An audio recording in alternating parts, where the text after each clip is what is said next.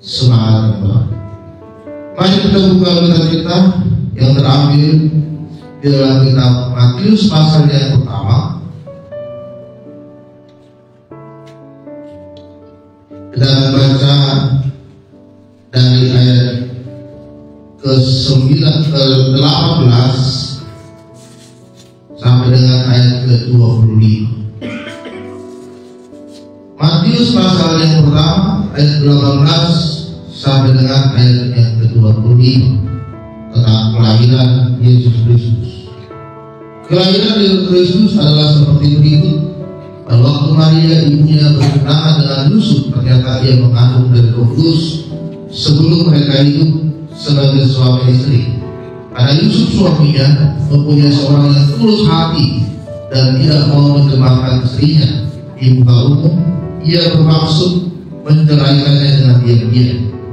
Tetapi ketika ia mempertimbangkan maksud itu, malaikat Tuhan nampak kepadanya dalam mimpi dan berkata, Yusuf anak Daud, janganlah kau takut mengambil Maria sebagai istrimu, sebab anak yang dalam kandungannya adalah dari Roh Kudus.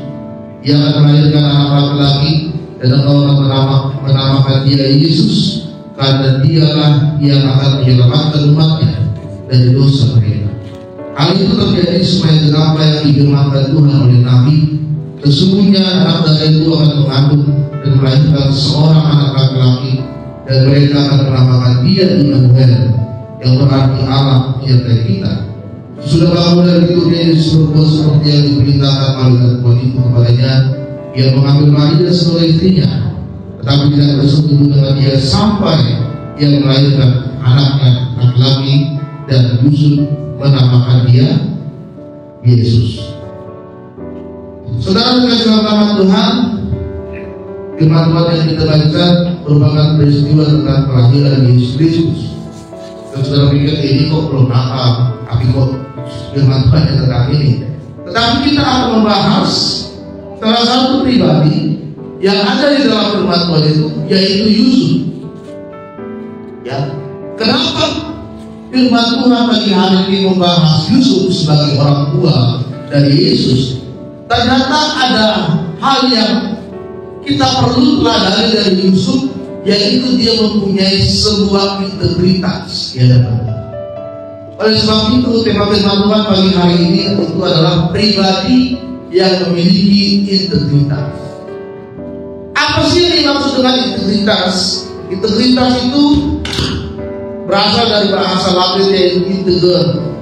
Integer artinya adalah satu kondisi yang kita miliki, bagaimana kita memiliki konsistensi kesatuan hati antara pikiran, perasaan, ucapan, dan perilaku. Itu namanya integritas. Adanya kesatuan antara pikiran, ucapan, perasaan, dan perilaku. Itu namanya integritas. Jadi itu saling nyambung antara perkataan dengan ucapannya. Ya, kadang-kadang ada orang yang omongannya itu tidak sesuai dengan perilakunya, ya, atau kebalikannya, perilakunya tidak sesuai dengan omongannya, tidak sesuai dengan perasaannya. Ya, kalau di kita dia ngomongnya baik, kalau di kita dia ngomongnya sangat halus, tapi di luar beda lagi. Nah, itu orang tidak punya integritas. Ya. Kalau dia hidupnya benar, dia sering ke gereja, dia sering pelayanan, tapi dia melakukan dosa. Nah, itu orang yang juga tidak punya integritas. Ya, bilang ke kita, ya Pak Pendeta saya mau berubah, ya Pak Pendeta saya mau bertobat. Ternyata nggak bertobat. Nah, itu orang tidak punya integritas. Tidak ada kesatuan antara hati, pikiran, perasaan, dan ucapan. Tapi kalau orang yang punya integritas, dia punya kesatuannya itu. Ucapannya sesuai dengan apa yang dia pikirkan, perasaannya sesuai dengan apa yang ada di dalam hati dan di dalam tindakan dia. Oleh sebab itu, firman Tuhan katakan Yusuf adalah orang yang memiliki hati yang tulus. Ya. Firman Tuhan katakan dia memiliki hati yang tulus. Kenapa Tuhan memilih Yusuf sebagai orang tua dari Yesus, padahal dia hanya tukang kayu yang sederhana,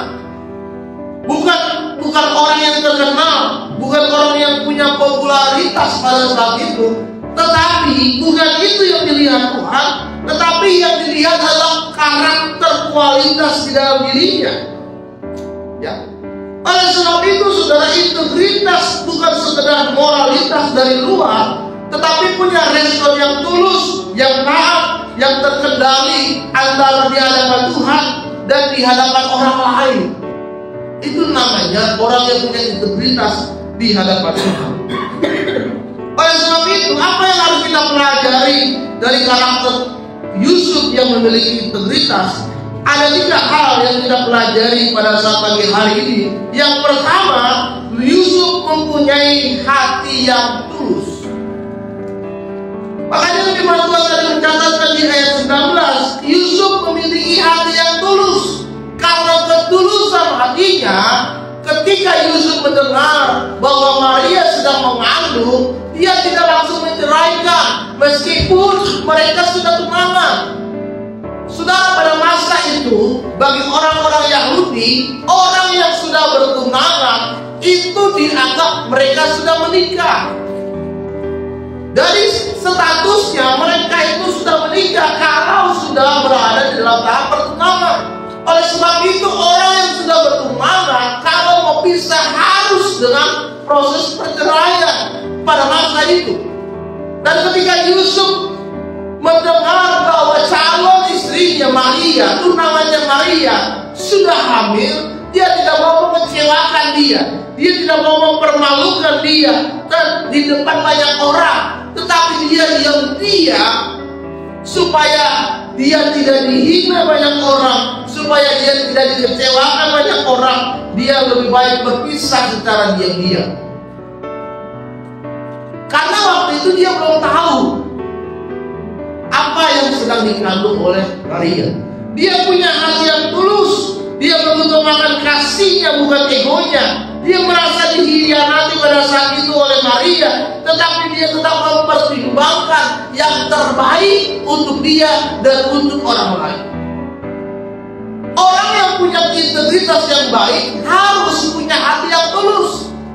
Meskipun dia dikecewakan, meskipun dia dikhianati, meskipun dia direndahkan, meskipun dia dijatuhkan, tetapi hatinya selalu berpikiran yang baik.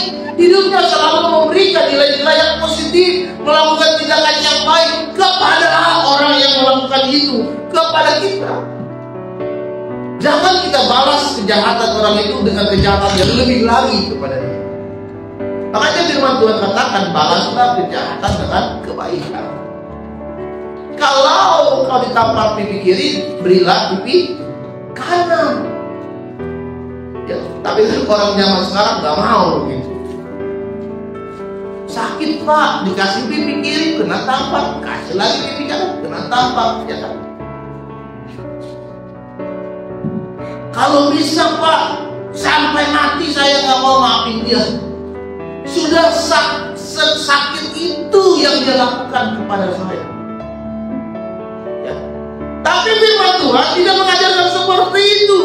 Kita harus memberikan pengampunan, kita harus memberikan hal yang baik, meskipun kepada orang yang sudah menyakiti hati kita.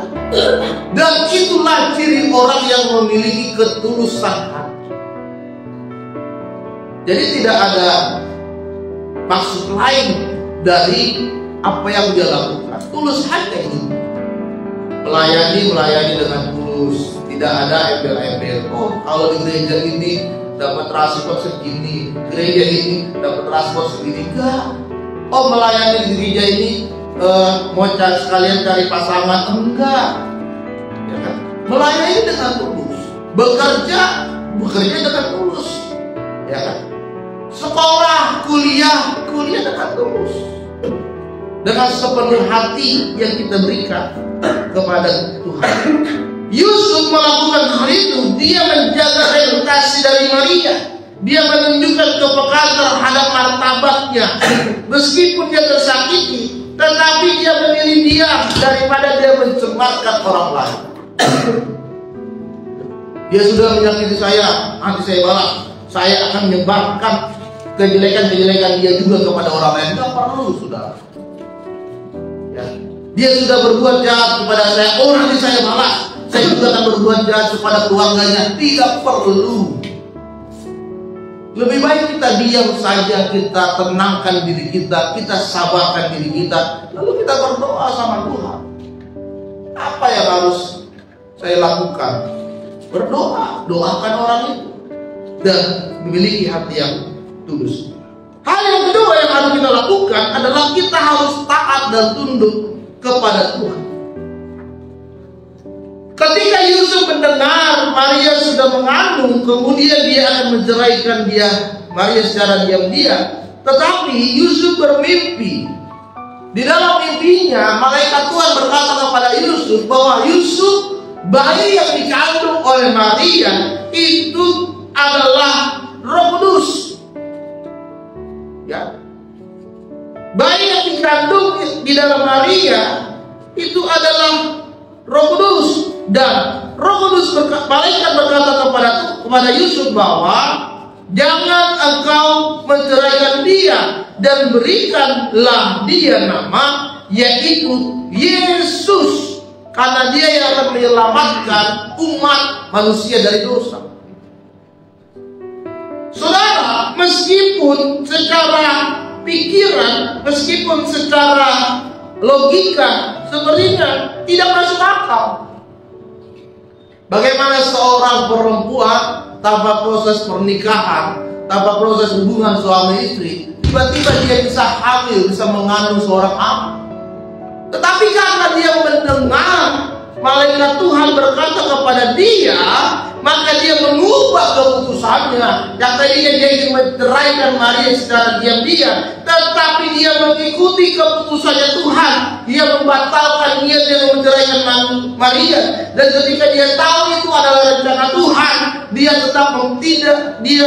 Yusuf tidak mempertahankan rencana pribadinya dia, dan dia taat dengan rencananya Tuhan. Yang dilakukan oleh Yusuf, dia mengikuti perintah Tuhan. Dia mengambil Maria sebagai istrinya tanpa menunda-nunda waktu lagi. Ya. Meskipun saat itu banyak orang yang menjelekkan dia, merendahkan dia. Oh, kenapa kamu ambil Maria itu? Dia sudah hamil. Kita nggak tahu itu anak siapa. Tapi kenapa kamu masih mau menikahi dia? Tapi karena Yusuf taat kepada Tuhan, dia tetap melakukan apa yang menjadi perintah Tuhan dalam hidup dia. Ya. Dia tidak hanya diam, tetapi dia ada tindakan yang dilakukan oleh Yusuf. Yang kedua, saudara, mari kita taat kepada Tuhan. Meskipun banyak godaan dari sana dan di sini yang membuat hidup kita untuk jatuh di dalam dosa, maka kita seharusnya tetap taat kepada Tuhan. Ya. Di tempat pekerjaan, di tempat kuliah, mungkin di lingkungan keluarga, atau di tempat-tempat perkumpulan pertemanan kita yang selalu ada yang ingin membuat kita jatuh dalam dosa. Tetapi kita harus tetap taat kepada Tuhan. Karena iblis selalu punya cara untuk menggoda saudara untuk jatuh dalam dosa.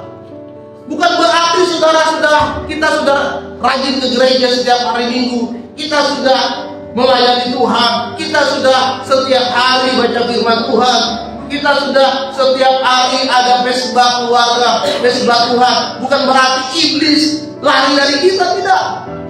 Malah iblis semakin gencar, semakin sering mencoba menggoda kita agar kita bisa jatuh dalam dosa. Oleh sebab itu kita perlu ketaatan kepada Tuhan.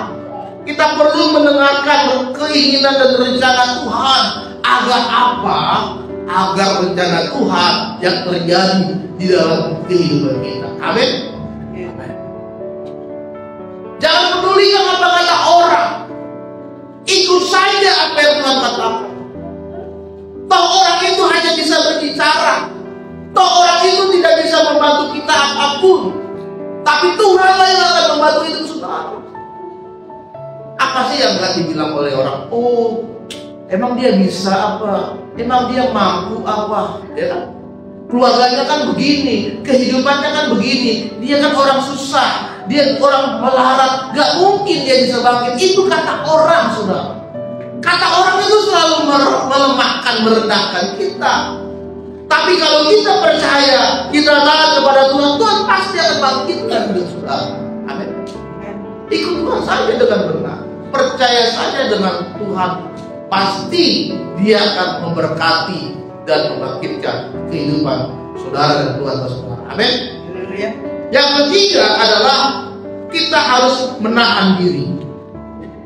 Di ayat 24, ketika Yusuf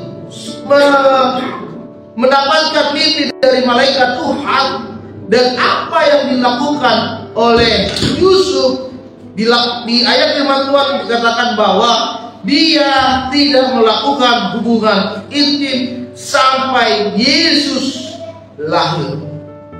Artinya dia tetap menjaga kekudusan yang ada di dalam kandungan Maria, agar dia menghormati apa yang menjadi rencana keselamatan Tuhan, dan dia membantu dan mengikuti rencana Tuhan sampai Maria melahirkan Yesus.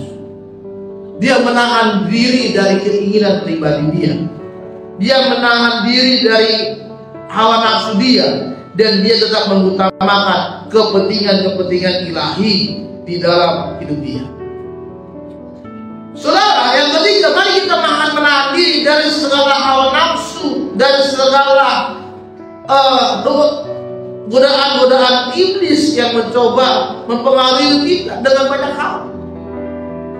Mulai dari harta, kekayaan, popularitas, ya kan, kehormatan, gila hormat, dan banyak hal yang lainnya, ya. Sehingga membuat proses yang direncanakan oleh Tuhan itu menjadi gagal. Sebetulnya Tuhan sudah mempunyai rencana di dalam kehidupan kita, tetapi kita tidak bisa menahan diri kita, akhirnya gagal. Ya.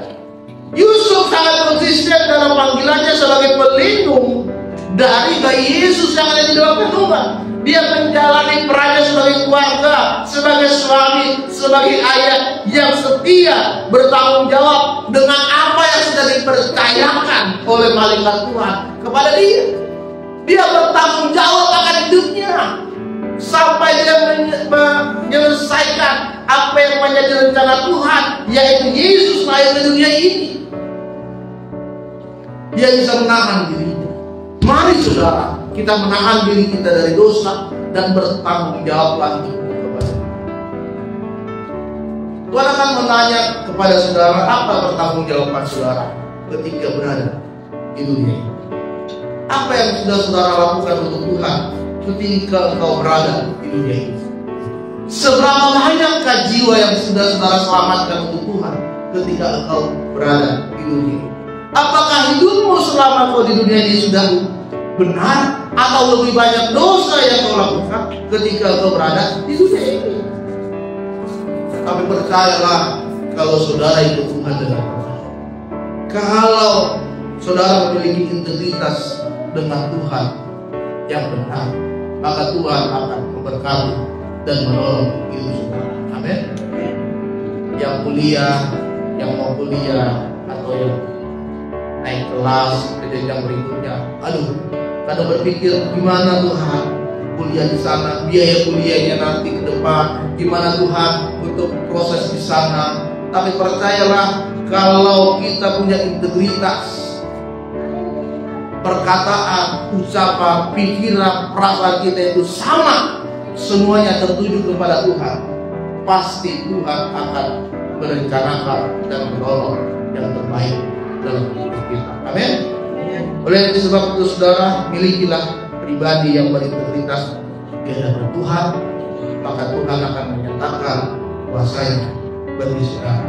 Amin. Untuk firman Tuhan.